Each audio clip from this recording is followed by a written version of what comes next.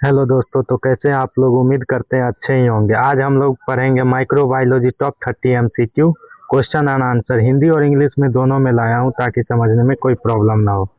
पिछले लेक्चर में हमने पढ़ा था कि हेमेटोलॉजी का टॉप 30 और पार्ट 1 और पार्ट 2। आज हम पढ़ेंगे माइक्रोबायोलॉजी का। तो मेरा फर्स्ट क्वेश्चन है आज का, who is known as the father of microbiology, यानी कि माइक्रोबायोलॉजी का के जनक के रूप में किसे जाना जाता है। तो किसे जाना जाता है, आप लोग आंसर कीजिए। तो वो जाने जाते हैं एंटोनी वॉन ल्यूवेनहॉक। ठीक है, फिर आगे देखेंगे what is the main characteristic of a prokaryotic cell, यानी कि प्रोकैरियोटिक कोशिका की मुख्य विशेषताएं क्या है।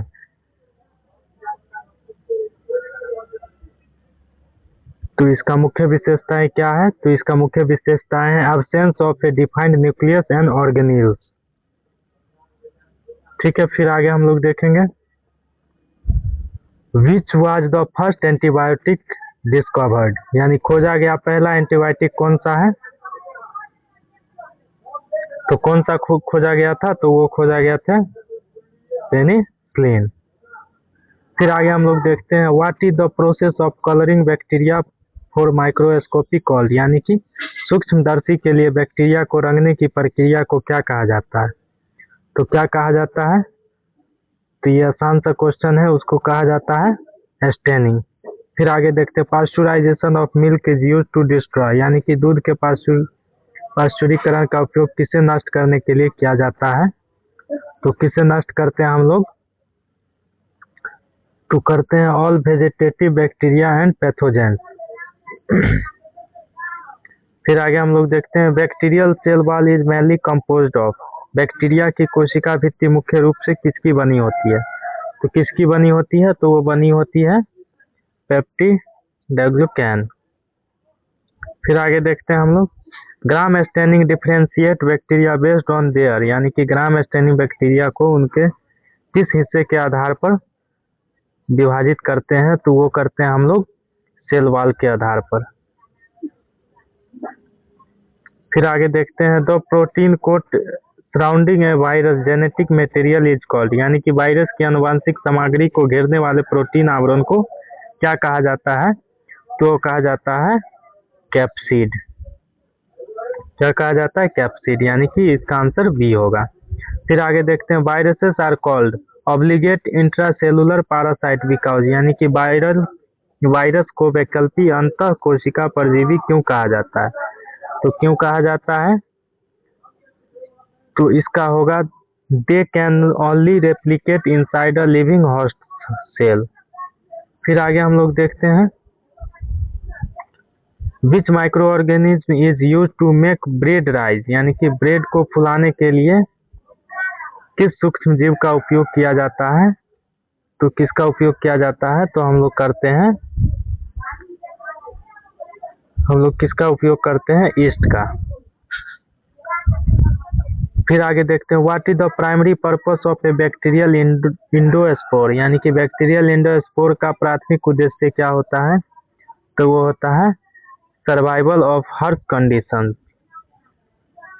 ठीक है, आगे फिर देखते हैं ट्यूबरकुलोसिस, यानी कि TB is caused by which type of pathogens, यानी कि टीबी किस प्रकार के रोगजनक के कारण होता है। तो किसके कारण होता है, वायरस, फंगस या बैक्टीरियम या प्रोटोजवा। तो वो होगा किसके कारण होता है, तो वो होता है बैक्टीरिया के कारण। फिर आगे हम लोग देखते हैं mycology is the branch of microbiology that studies, यानी कि माइकोलॉजी जो है माइक्रोबायोलॉजी का वह शाखा अध्ययन है इसमें किसका अध्ययन किया जाता है, तो वो किया जाता है फंगी का।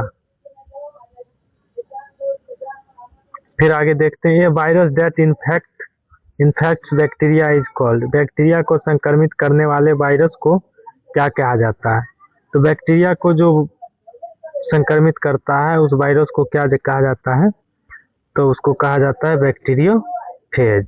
फिर आगे देखते हैं what is the standard temperature and time for autoclaving, यानी ऑटोक्लेविंग के लिए मानक तापमान और समय क्या है, तो वो होता है हम लोग का 121 degree Celsius for 15 to 20 minute. इसका आंसर होगा डी। ठीक है, 15 LBS से हम लोग करते हैं। फिर आगे देखते हैं, malaria is caused by protozoa belonging to the genus, यानी कि मलेरिया किस जीनस के प्रोटोजोआ के कारण होता है? तो वो होता है प्लाज्मोडियम के कारण। इसका आंसर होगा ए। फिर आगे देखते हैं, agar agar used in culture media is extracted from, यानी कि कल्चर मीडिया में उपयोग होने वाला अगार अगार किससे निकलता है? तो किससे निकलता है? तो वो निकलता है रेड एल्गी से। फिर आगे देखते हैं, the transfer of DNA from one bacterium to another by direct cell to cell contact, यानी कि सीधे कोशिका से कोशिका संपर्क के माध्यम से एक बैक्टीरिया से दूसरे में DNA का स्थानांतरण क्या कहलाता है?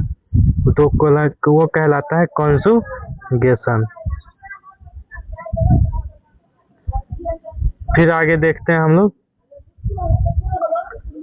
Soreness of curd. Sourness of curd यानी कि yogurt is due to production of, यानी कि दही का खट्टापन किसके उत्पादन के कारण होता है? तो होता है लैक्टिक एसिड के कारण। फिर आगे देखते हैं, a culture containing only one type of micro organism is called, यानी कि केवल एक ही प्रकार के सूक्ष्म जीव वाले संवर्धन को क्या कहा जाता है? तो क्या कहा जाता है? तो उसे कहा जाता है प्योर कल्चर। फिर अगला देखते हैं, प्लाज्मिड्स आर, यानी कि प्लाज्मिड्स क्या है? तो प्लाज्मिड्स क्या है? एक्स्ट्रा, तो प्लाज्मिड है एक्स्ट्रा क्रोमोसोमल सर्कुलर DNA। ठीक है, फिर आगे देखते हैं हम लोग, HIV the virus that cause AIDS belong to which group, यानी कि एड्स का कारण बनने वाला HIV किस समूह से संबंधित है? तो किस समूह से संबंधित है? तो वो है रेट्रोवायरस से। फिर आगे देखते हैं हम लोग, bacteria that are rod shaped are known as, यानी कि छड़ के आकार के बैक्टीरिया को क्या कहा जाता है? तो वो कहा जाता है बेसिलाई। फिर आगे देखते हैं, micro organism that grow best at human body temperature, यानी कि ह्यूमन का बॉडी टेम्परेचर कितना होता है? 30 डिग्री सेल्सियस, यानी कि मानव शरीर के तापमान पर सबसे अच्छी तरह बढ़ने वाला सूक्ष्म जीव कौन है? तो वो है मेसोफिल्स।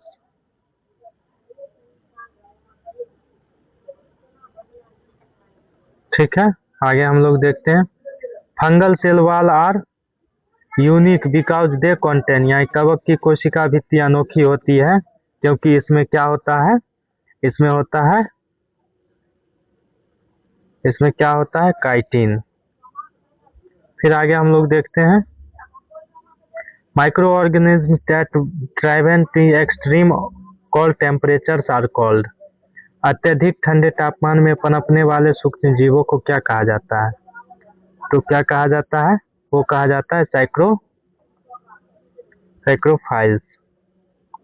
ठीक है, आगे देखते हैं हम लोग, Edward Jenner is famous for developing the vaccine against, यानी कि एडवर्ड जेनर किसके खिलाफ टीका विकसित करने के लिए प्रसिद्ध है? तो किसके खिलाफ? तो वो है स्मॉल पॉक्स। फिर आगे देखते हैं हम लोग, in a bacterial cell the site of protein synthesis is the, एक बैक्टीरिया कोशिका में प्रोटीन संश्लेषण का स्थान कौन सा है? तो वो होता है राइबोसोम। फिर आगे हम लोग देखते हैं, which of the following bacteria fixed atmospheric nitrogen in legumes, यानी कि निम्नलिखित में से कौन सा बैक्टीरिया फलीदार पौधों में वायुमंडलीय नाइट्रोजन को स्थिर करता है? तो वो करता है राइजोबियम। कौन करता है? राइजोबियम। फिर अगला देखते हैं हम लोग, chemical agents apply to living tissue to prevent infection are called, यानी कि संक्रमण को रोकने के लिए जीवित ऊतकों पर लगाए जाने वाले रासायनिक एजेंटों को क्या कहा जाता है? तो क्या कहा जाता है? एंटीसेप्टिक्स। क्या कहा जाता है? एंटीसेप्टिक्स। तो आज का 30 क्वेश्चन कंप्लीट हुआ। अगले लेक्चर में हम लोग 30 क्वेश्चन और देखने वाले हैं। अगर ऐसे ही चाहते हैं ऐसा वीडियो आप लोग को मिलते रहे तो आप लोग इस चैनल को सब्सक्राइब कर ले। चैनल नेम है लैबटेक स्पार्क। Thank you.